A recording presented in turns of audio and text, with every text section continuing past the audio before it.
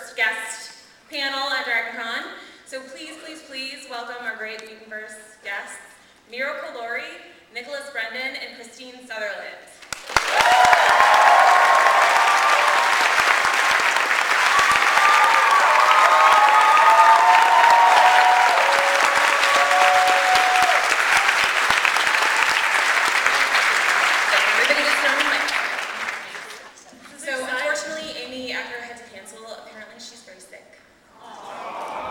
Let's send her a get well card. Yeah. And we'll all sign it, okay? Before you leave. We totally should. We should get one of those big, giant, Snoopy ones. I've become like J. August Richard. I just really discovered, I've known about twatting for a while. Did you say twatting? But I've just discovered the joy of sending out my own twats. I'm sure your twats are very nice. Okay. So this is Lift your hands up. Lift your hands up. There it is. I kind of feel like that's our get well card to Amy Acker.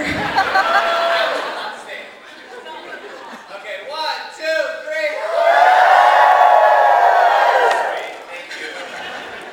Good, nicely done. So thank you guys so much for showing up this evening. I'm so excited to have you guys here. Thank you. It's great to be here. So what do you think of DragonCon, our fair convention here? Miss Kristine, this is your first DragonCon. Yes!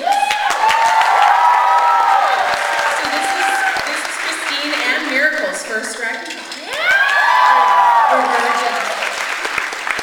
I'm so excited. No, I think it's fabulous. It reminds me of home. All the people on the streets, it's like Times Square. I love it. I love the energy. I'm pumped. I'm glad to be here.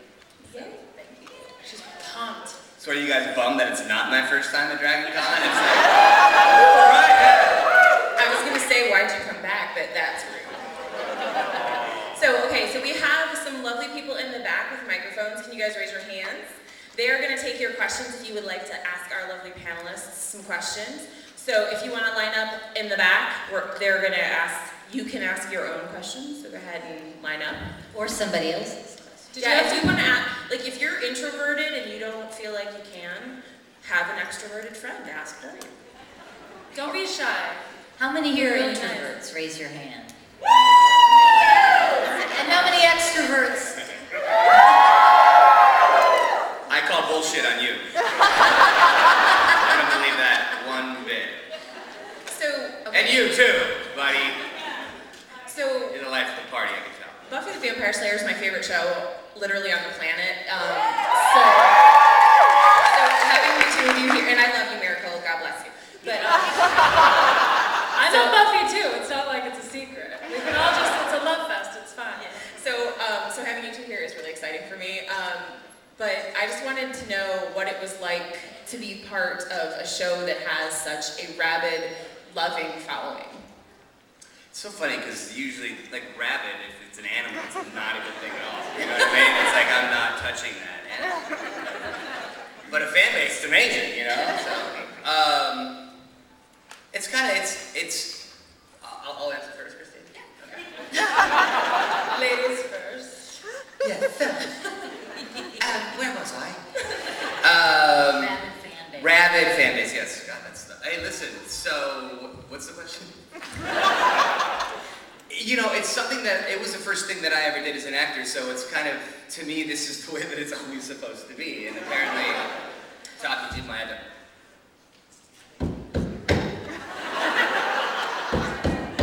We should do the cup song. Do they have it? We're going to do this for the full hour.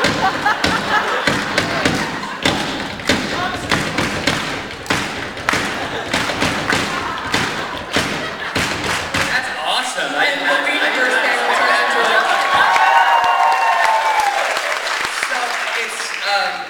For me, I don't have anything to compare and contrast with, juxtaposing, of course, parenthetically speaking.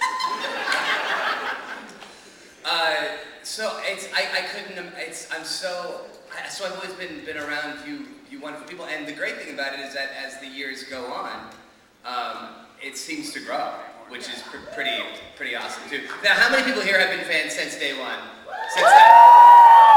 Since that Tuesday at at 8 o'clock before we let in for what was that show?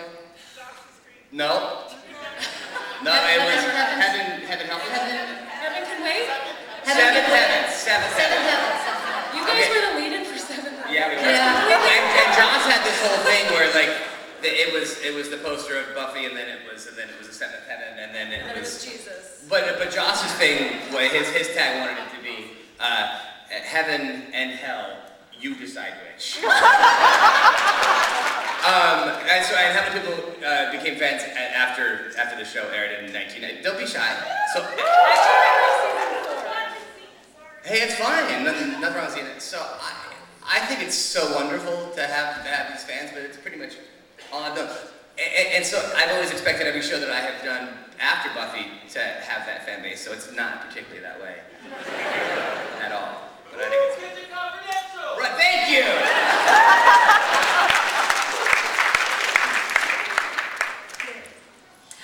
Criminal Minds, yeah. No, it was really it wasn't my first show, and I was older, so for me it was just delicious. Really? It wasn't your first heaven.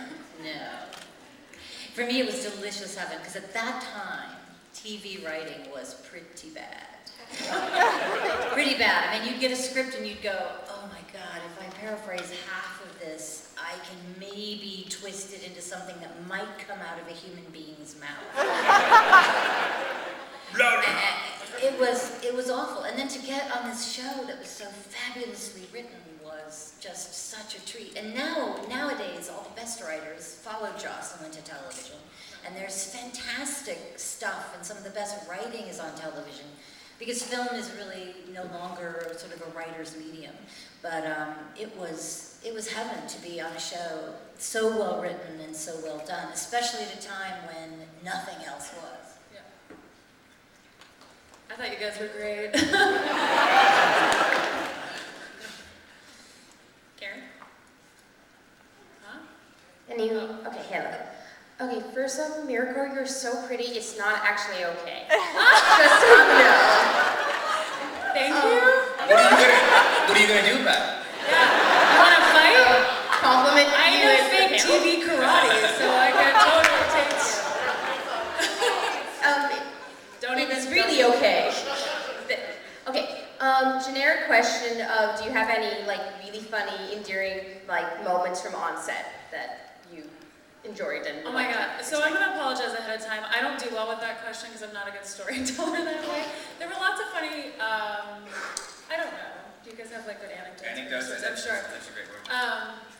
No, it was, it was kind of because it was kind of dark, obviously, in moments, the show itself, and there was a lot going on, and no, I just had the best time, like, every second that I was there, because, like him, it was my first show, and my third day on the set, I had, like, a scene eating Chinese food. Oh, this is a good one. Here we go. You just have to start yabbering, and then jabbering, and yammering. It's like a mockingjay. So it was my third day on the set, and I didn't know what I was doing, and I was with the wonderful Tummo Pennicott, who will be with us tomorrow. But I didn't know what I was doing at all, and I was nervous and excited, and I was a huge fan of Joss and Buffy, and obviously the whole world, and was just so elated to be there as an actor and also a fan. So my third day, I had to do the Chinese food scene, which I will tell you a story about, and then then the sex scene, which is awkward, and then the 3 flowers in a vase scene. So that was all like my third day. So it was my first time at the rodeo, and I was terrified, but I had the best time. So the story is, we have to eat Chinese food. I'm a vegetarian, so I don't do a lot of like, Asian fusion, Chinese, any of that type of thing. So I cannot use chopsticks. That's the truth. So the prop guy, Chris, comes up to me and goes, here you go, here's your Chinese food and your chopsticks. And I looked at him and I was like, can I have a fork? And he goes, are you kidding? Like, who doesn't know how to use chopsticks? And I said, this guy. So he gave me the fork, and so Melly ate her Chinese food with a fork, and I was at a convention, and a fan came up to me and said, I just thought it was the best character choice, because Melly is so charming, to like, have her use a fork to eat her Chinese food, and I was like, thank you. It was me, because I can't use chopsticks. That's my story, that's it, that's as good as it gets.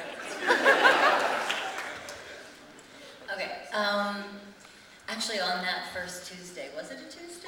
When we aired? Oh, no. Oh, when we shot. Whatever day it was that we Sorry, shot. It was shooting? the first day of shooting. Monday. And it was in front of the school, and I was supposed to drop Buffy off at school. And so I was in the green Jeep, and I was very nervous. And Sarah must have had about 10 cups of coffee, and she was just chatting, and she had the radio on, and I'm just like, oh my God, I just like have to keep it together and remember my lines and what I'm supposed to do. And so they called action, and I was supposed to take the car and pull up in front of the school and drop her off. And I put the car in reverse and took off in the wrong direction. And fortunately, I didn't kill anybody or destroy any property. I think there's like a progressive car insurance commercial that's based on that premise, with the Human League singing to it.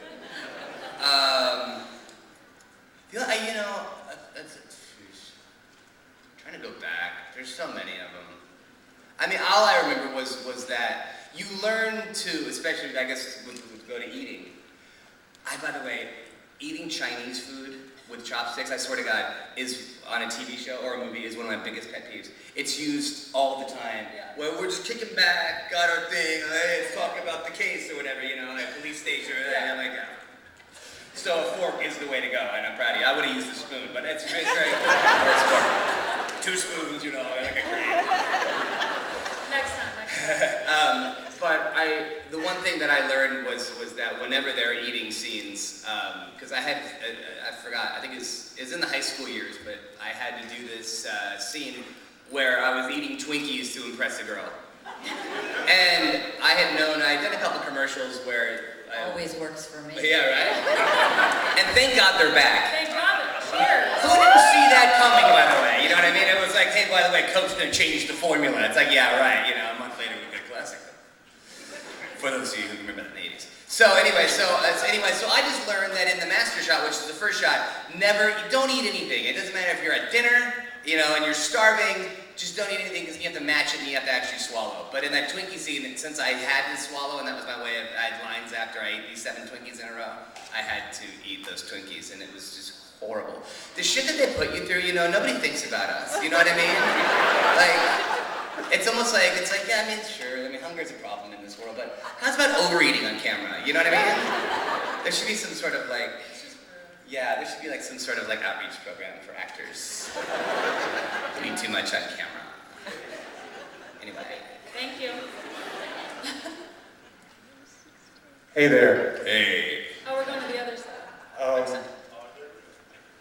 My question is for Nicholas, but first off, before I get into it, I just want to say I've been a fan of you guys for a long time.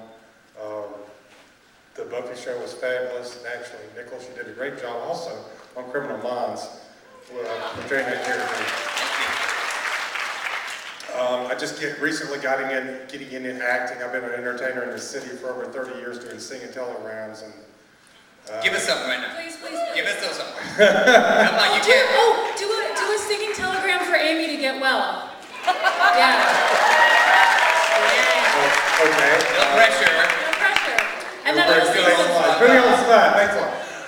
Okay. Get well. Okay. Let's see. The old bag of tricks. And the Get Well song goes. there's got to be one. I've got one. I'm just trying to remember it on the spot. Yeah, no, it's. You don't really have to. Sorry. You know what we'll do? We can Ask the question. And I tell you what. I'll do my Elvis one, Okay. Yes. and I can change it to Get Well for whatever. Perfect. You're all sick of.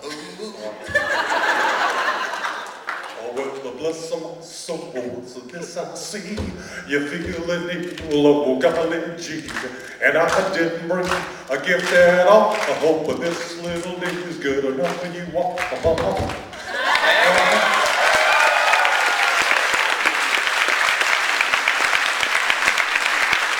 Thank you very much. Thank you very much. Actually, like I said, I just recently got into acting after doing a lot of entertaining through the city. And I know some people, some actors, fellow actors who've been acting with you on Morningside Monster, and I actually know the writer as well, because I write as well too. And just wanted to know what your experience was on that. It was lovely. It was. I shot it like last November here in by Athens. Right. Okay. Thank you. And I had a really lovely experience with that. So and I love the kind of do you know anything about the script? Do you know how it like what? I do know a little bit about the script. What the red herring is, yeah. So I really enjoyed it. Really enjoyed it. And the little town I was staying in, they had like a little like a courthouse, and they had a huge Christmas tree. So I'm like, it's Christmas time. So it was really pretty. And I just remember that. Very pretty. Had a good time. Great. I don't want to give anything away in case somebody was going to actually watch it because there are red herrings in there. So. God forbid. Thank you, Elvis. I had a question about Criminal Minds. Yes. I'm a total queer girl, so I just wanted to know how kissing Kristine was. Did you say that you're a troubled queer girl? No, I'm a total queer girl. Oh, okay. I'm gonna say, listen, let's work on the troubled part first. What's it like kissing Kirsten? Yeah. What do you think it's like? Amazing. Yeah, it's pretty sweet. Like you get lost from the eyes to the lips to the cleavage, and I'm sure you know what I'm talking about. You know what I mean? Oh yeah. She's like, Nikki, my lips are up here, and I'm like, I'm looking at your lips. You know what I'm talking about? She's blushing, I can see it.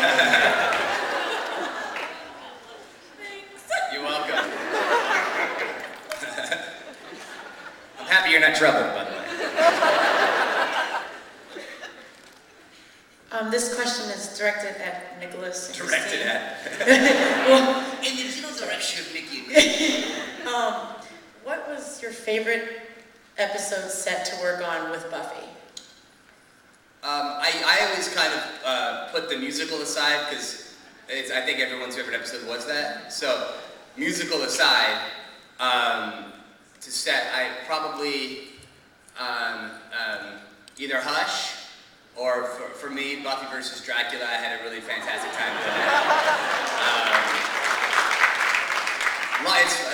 And I really enjoyed the Zeppo, and also the Pack was a lot of fun for me because that was my first Xander episode, and also really teaching.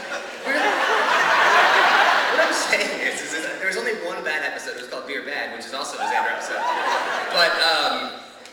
But in season 1, to me, everything was just so. It was like I was living a dream. It was like I was so blessed. I couldn't believe I was getting paid to say words for a living. That was nuts. But it was funny. But Teacher's Pet is where I came up with. I guess in the Avengers 2, they have a whole like shawarma thing at the end of that movie. And Robert Downey was talking about in I think Entertainment Weekly that he and Joss were discussing that it needed a punch up at the end of the movie. And Robert's like, so Joss and I came up with it. And I'm like, you fucking liar.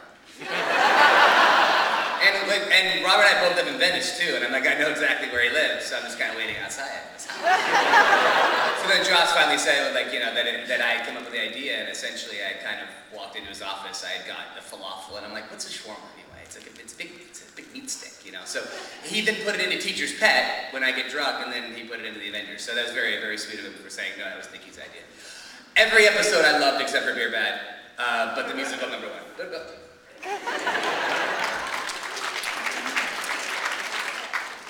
Oh, the set. No, I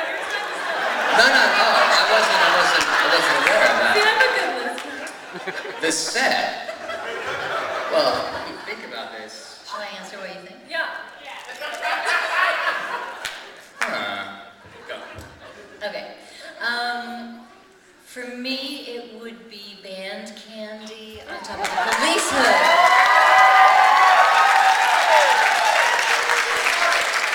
Least favorite was laying on the morgue table in the body. Which Painted blue, which took 3 hours. inverse those for me. Most favorite, her on the slab. Or least favorite. Least cigar. Becca, what was your favorite set? To work on Buffy? Yes.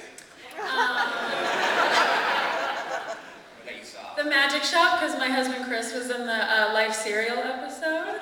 Isn't that a fun fact? Trivia. He was the guy buying the slug candle, right? The slug candle. Come on out here. All right, that was my favorite. Yeah.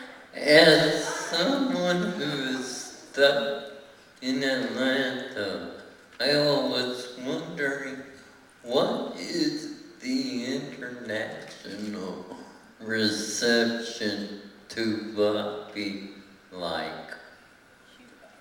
We were actually, Kristine and I were just in Paris last month, and it's really crazy. And then I was in Italy 2 weeks ago. The first time I was ever chased was in France, actually. I was in France. My character is called Alex, and I was in Nice with my with my ex-wife this time.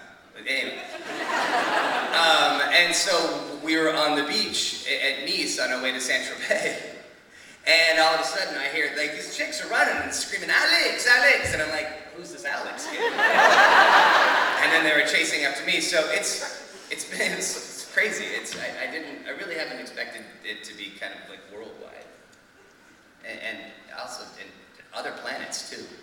Oh shit. No, it is crazy. I mean, my daughter was too young to watch Buffy when we were making it, because she would have been too afraid. But she loved the guy with the one eye. She still talks about him. Remember the Cyclops from the zombie issue? Yeah. She thought he was like the greatest guy ever. As a human being. Yeah. They would hang out on the curb while we weren't shooting. That's not creepy. The one-eyed But guy. it is crazy because she was too young to watch it when she was growing up. So the first time she saw it was in Italy with everything dubbed in German. And then the second time she watched it, everything was dubbed in Italian. And she just watched it last year for the first time in English. And she likes it better in German. Yeah. But I have to say that worldwide, at least in my experience, Buffy fans are just the best. They're totally cool. Totally cool. They sidle up to you on the subway and go, "I don't want to disturb you, but I love your work." But of course, fans in America are the best. I was expecting a bigger one. That was actually the New York subway. On my way to Queens. Yeah. Yeah, but by the way, thank you for coming. I was expecting maybe 6 people here. No, I mean, not for lack of want, for lack of wanting to get up. I mean, you know what I mean? Thank you for... He was up at 5. I was up at 5 taking a run, but outside of that. I've got a question for Miracle, Whoa. starring. Hey. I'm sure you've gotten this question a lot, but what was your favorite of the characters to play on Dollhouse? Because they're quite different, the characters. Yeah. I loved Melly just because it was such an easy fit for me, and I love the way that Joss wrote her and everybody else wrote her, and I think, you know, a lot of the writers said over the 2 seasons that they loved writing for Paul and Melly, that it was just really fun. It was kind of like a break because there was so much other way more complicated stuff, you know, things going on, and plot points and characters and just crazy episodes, and this was kind of like the one constant little, you know, relationship throughout the show. And Tomo, you know, and I'll talk about this more when he's here, but, you know, he was a total dream to work with. He was a very good friend on set and a good partner to have, and she was fun, and I loved, you know, obviously getting to flip the switch and be the sleeper doll. That was kind of amazing for me. No, I love Melly a lot. It was really comfortable, and she was great, I thought. Yeah. I loved every second of being on set. Thank you.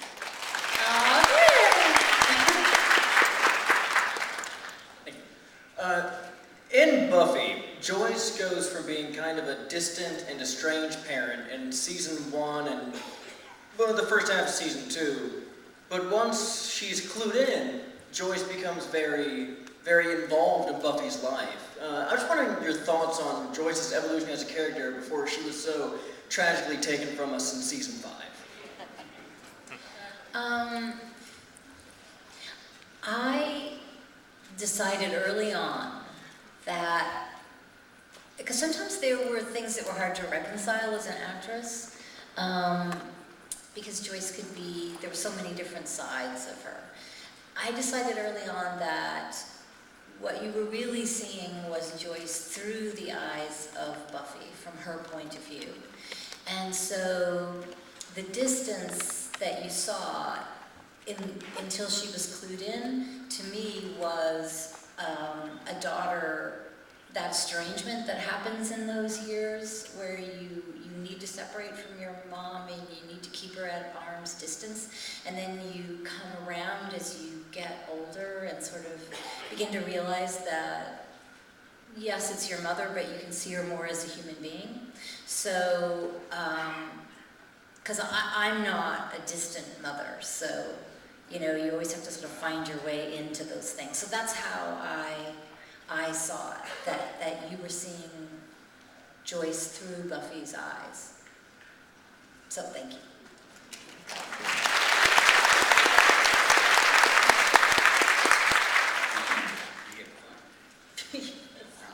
Hello. Hi. Thank you very much for being the fantasy that defined a nation for all of my childhood and my high school career. I wanted to ask how much, because in your Whedon shows there's a lot of campiness that goes along with the humor. How much of that is written and how much of that is the interaction between you guys on stage or while you're looking through your script? If you're shooting anything with Joss Whedon, it's all written. Yeah. There's no... maybe two things that I came up with. I mean, outside, like even the shawarma thing was said as a side at Joss's office at one point that he didn't put into his script. But he would say, you know, like any predicate, anything, you would have the emotion down. He's like, you know, I put that "the" there for a reason. Which actually, as an actor, I mean, it's the way that I love to work, because it means you have to do your homework, and there's no, you know, you can't just say, oh, this is about what he's saying. So, which screws me up on auditions now, because I was trained that you have to say every single word perfect. And if you fuck it up, you got to start over again. And when you're auditioning, you can't do that. You have to kind of go, you have to see it through. But my brain is like, can we start over? It's like, no, actually we can't. Well, okay, And thanks. thank you for coming. Yeah, thank you. By the way, you shouldn't wear that blouse. It makes you look fat, is what I say to the casting director. And then all of a sudden. So, I think there was one time where there was a doll episode where I'm like, rad rob, rad rob.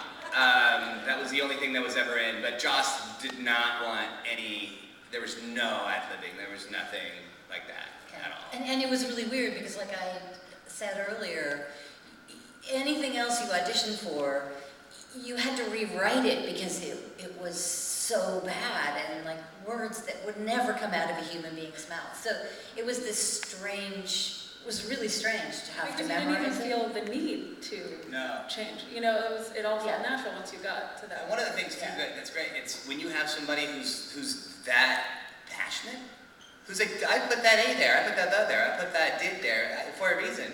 You're like, holy shit, this guy knows what he's doing.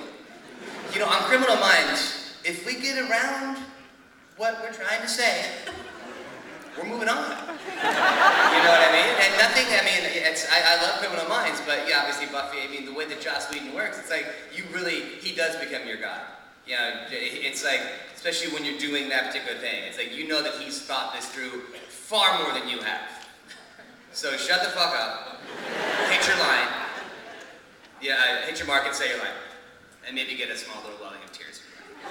But never let it drop. That was the thing with Joss. He'd watch Allison and Sarah, and you know, and we would have a crying scene, and he's like, yes, yes, and because he would see it building up, and then Sarah especially, it would drop. He's like, the tears would start to drop. He's like, fuck.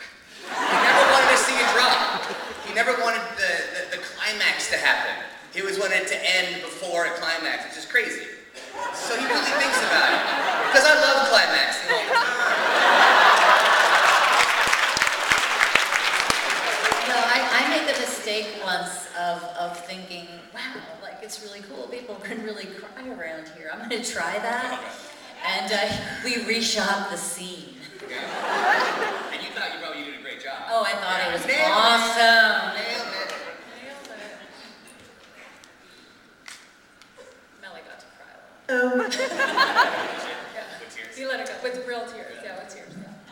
Hi, my question is for Nicholas and Kristine. I was hoping you could talk to us a little bit about your experience of shooting the body, which is one of the most powerful hours of television I've ever seen. And specifically, I'm interested in Kristine's feelings, since you were pretty much still for the entire episode, what that was like with all of that incredibly powerful emotion going on around you. Well, I hate to get all sad, but since I'm the one who died, it was incredibly emotional. On so many different levels, because I sort of identified with Buffy coming home and just finding her mother on the couch. In fact, I could hardly stop crying through that scene, and I was supposed to be dead, so that was kind of awkward. And then, when they hoisted me out to put me in the ambulance, the paramedics, even though I was already dead. I actually had an emergency appendectomy this spring, and I refused to call an ambulance to go to the hospital. I took a taxi, and the taxi driver kept saying, "Why didn't you take an ambulance? Why didn't you take an ambulance?" You in New York, right? Yeah, I was in New York. And I was like, I'm never doing that again. That was so painful. But it was very sad. It was also really sad because I lost my dad when I was young. So I sort of saw it through those eyes. And when I read the script, I was so blown away by it because of the scene where Allison's trying to figure out what to wear to the funeral, because I'd had exactly the same experience of my father dying and going, well, what the hell do I wear to a funeral? You know, so I painted my nails hot pink and I wore this flowered dress because I was kind of like, screw you, death. You know, I'm not gonna follow the script here. It's too weird. So that whole sort of exploration of what it's like to lose somebody when you're really young is, it doesn't happen to that many people, but so you feel so alone when it happens, and I thought he captured that so brilliantly in that episode, and I'm thrilled to have been the body. You're still the body, baby. Dumb as a bag of rocks, but fuck that body.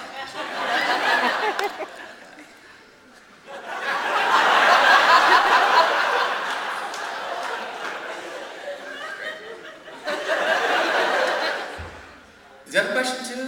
What was it like on that? Yeah.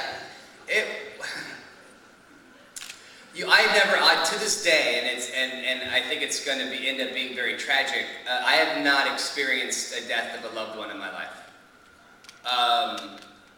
So I've got some fun years ahead of me. Yeah, I'm not going to be good with that at all. So I'd never experienced before, but I remember it being palpable. Joss had, being on Buffy was amazing because when you do a show for years and years and years, typically the crew who gets the scripts first don't really care to read the scripts. But on Buffy, every time the script came out, they knew that they were part of something special, so they would just sit there and you couldn't find a touch-up for makeup because they were reading the script and enjoying it. So I remember it brought up a lot of emotions for people who had lost loved ones before. And my character, and also I'm fairly jovial, and I don't take things too seriously. And on this particular episode, I knew just sit down and shut up. You know, there was something greater happening than just making a TV show. Like there was healing going on. Yeah, we never talked about that, but it was palpable, wasn't it? I mean, everybody was so quiet and so subdued, and it wasn't kind of. It was a funeral. Yeah, but like every waking minute, it was really. So it wasn't fun to shoot it on. It was probably my least favorite episode to shoot in terms of that. But yeah, it was crazy. And also too, it was just the way that he was able to. I equated it because I know that when I was a kid, I would get in trouble a lot, and I'd be sent to the principal's office or suspended. And I remember waiting for my parents to come pick me up. And you get that thing where it's like you can't hear anything, but your hearing is acute at the same time. Colors are dull, but also very vibrant. I don't know that because of death. I know because I just got in trouble a lot. And that was the way how he was able to actually convey that with taking the sound out. And ramping certain things up. It was very Hitchcockian because Hitchcock would have a microphone down at the feet. So he's just crazy. It's just, you know, goddamn, we're so blessed to work with him. Talking about it, he's dead, you know. But yeah, it was nuts. We only have 10 minutes. All right, quick questions, quick answers.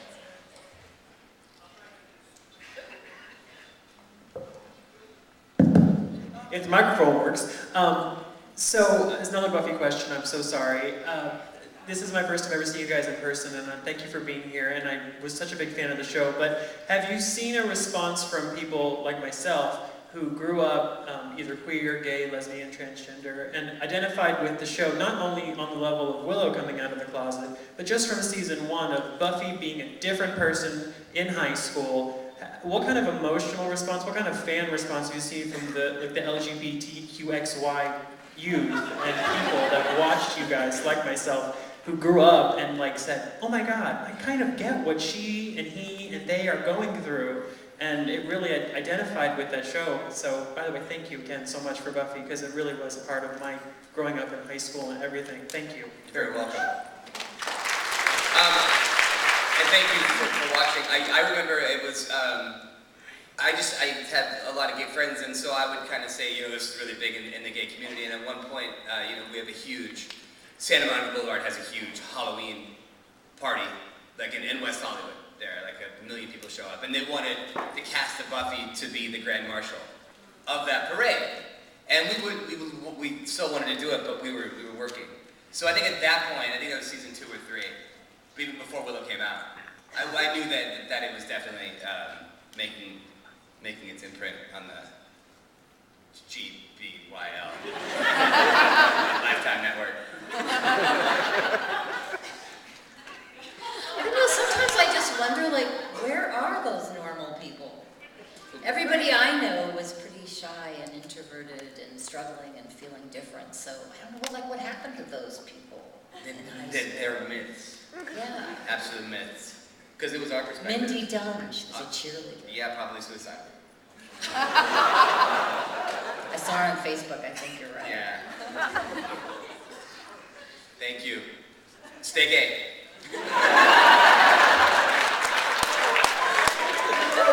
And congratulations, it's so exciting that the IRS is going to honor all gay marriages through the But no longer straight marriages. Welcome to the marriage penalty. Had to give something. I have a Dollhouse question. I mean, I'm a fan too, so I'm enjoying everything. All right. As an active, if you could have written your own assignment for an episode, what would you have written? And did you actually get to do one that you say is your favorite? Oh my God. Oh no. We should have like go-to answers or stuff like that. Darn it, huh? Learn them, yeah.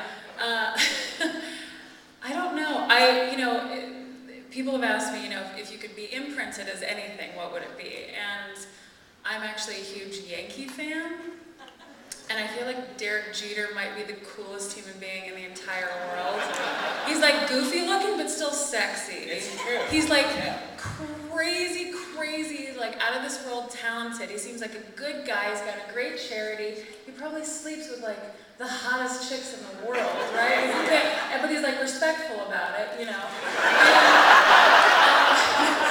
And he's just like totally charismatic, but goofy and nice and awesome. And he's on top of the world. He's like one of the best baseball players in history, and baseball's awesome.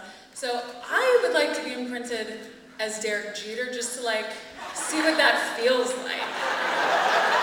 That's as good as it gets for me. I'm sorry. I don't know. I just think that would be amazing. Okay, I hope that's an enjoyable answer for you. I'd love to just like, because he's so clutch too. It's not about home runs. It's like when someone really needs you and you come through and you just kill it. I'm like drooling. I'm so excited. I know. Only Derek Jeter, right? Only a Derek Jeter. It's so sad that you have no feelings about this. She keeps it so close to the chest. Are you big baseball? What about a uke player imprint? I'm sorry? A uke player imprint. A uke player? But I actually play the uke. I know. So I don't need the imprint. I mean, I could be a lot better though. Yeah, okay. Hey, I have a question. Thank you guys for coming out. I know you guys have like a lot of different obligations and events and everything, but I think everybody here really appreciates seeing you guys.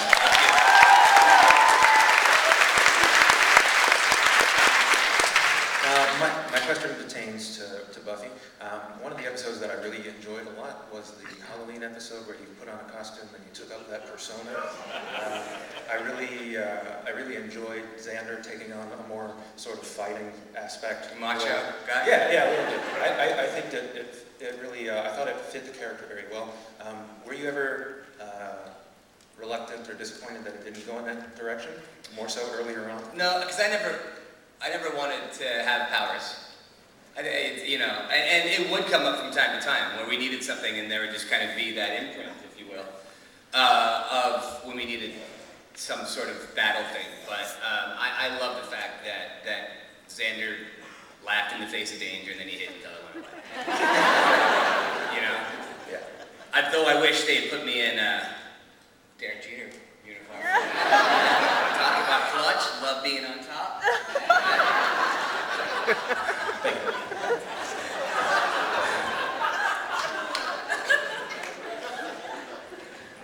My family quotes Buffy lines all the time, and I'm curious, what is your favorite line that you got to say as a character in the Whedonverse? It's so crazy because I'll get scripts signed and then I'll just kind of leaf through them and I'm like, oh fuck, man, I want to forget Xander so much because I'm never going to play that character again, but I want to remember him at the same time.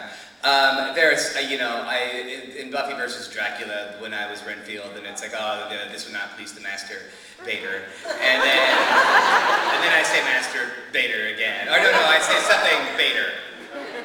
I forgot what it was. But what was it? Dark Prince Bader. Yeah. And it's like I'm getting tired of being everybody's butt monkey, the guy that gets the funny syphilis. But the first line that I do remember is I hide in the face of danger, and I laugh in the face of danger, then I hide until it goes away. And that was episode 1 or 2. So I did 143 of them. So there's a lot, so many. I can't, but I just did. Okay, this is the last question after. Oh, I don't remember. What did I say? Buffy, where were you? Buffy? Dawn. I don't Buffy. remember saying anything. Oh,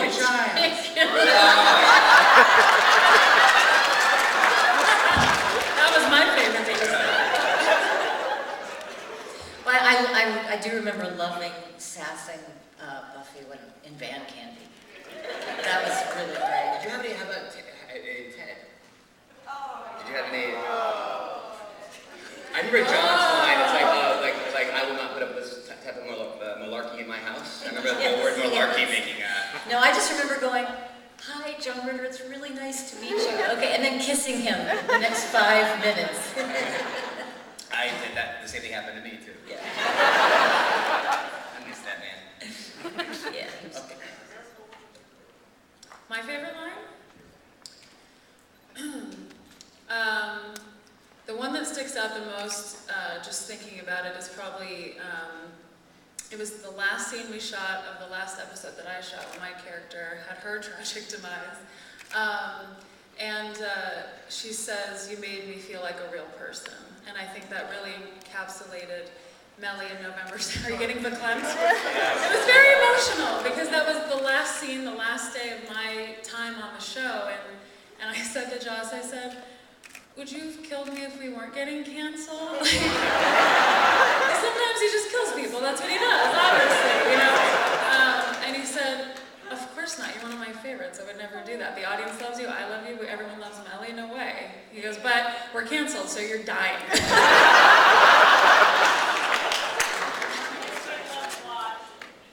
Yeah, exactly. Thank you. Hey, thank you for being here. This is for Nicholas.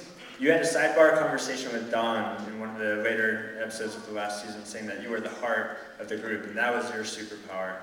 Just a few episodes later, also, let me backtrack. In that conversation, you also said that you see a lot of things that other people in the group didn't see, and that was part of being the heart. And half of that went away. And half of that went away. So what was the emotional roller coaster or process like in losing your eye, which is part of what you said your superpower was? So crazy. I mean, again, this is going to be, we don't have the time to answer this properly, so I'll try to do it quickly. At this point, we were on countdown to 4 episodes left, and that was crazy. Again, the biggest death that I've had in my life was the last day of that show. So everything was, I was in kind of that like walking around haze, and I can't believe this is ending. I found out about losing my eye by reading a script, which sucked. I had to read it twice. And then actually the process of Nathan doing that really hurt a lot too. But it's so hard to talk about those last, like, because I still haven't said bye to it. Like, I was shooting a pilot. The last day of my work on Buffy, I was shooting a pilot for Fox. And I had to, like, literally leave. And I couldn't, which is the only way I could have done it, because I couldn't stop. Yeah, I have dreams about it still, that we're doing season 8 only Xander's not a part of it. You know what I mean? So it's kind of, and probably at least once a month, I have a dream of that we're going to come back. So you never know. Coming this spring, Nicholas Brendon is Buffy. In the world. Are we done? Is it? Yes, we are done. Thank you guys so much for Thank you coming guys. today.